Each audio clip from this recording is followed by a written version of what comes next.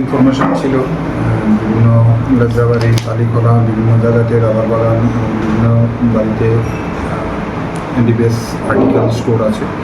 Accordingly আমরা STF থানা আর অন্যান্য ব্রাঞ্চ, আমাদের যে ব্রাঞ্চগুলো মিলে রেড করি যাত্রাবাড়ি এবং কালীখোলা নর্থ, উত্তর কালীখোলা এরিয়াতে। যেখানে কালীখোলা এরিয়াতে প্রথমে 119 কেজি গাঁজা, যাত্রাবাড়িতে 728 কেজি গাঁজা এবং আরেকটা বাড়িতে 132 কেজি গাঁজা, এবং একটা স্পেসিফিক কেস রেজিস্টার হবে, যেটা ইনভেস্টিগেশন চলবে।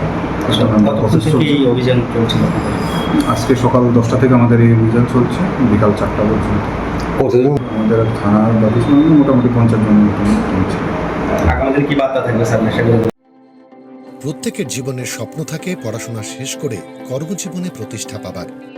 এই দিক দিয়ে আমি সফল শুধুমাত্র একটি কারণে, সেটা হলো আমার কলেজ টিপস, যেখান থেকে গ্র্যাজুয়েশন কমপ্লিট করে উচ্চতর শিক্ষা নিয়ে আজ আমি সফলভাবে প্রতিষ্ঠিত।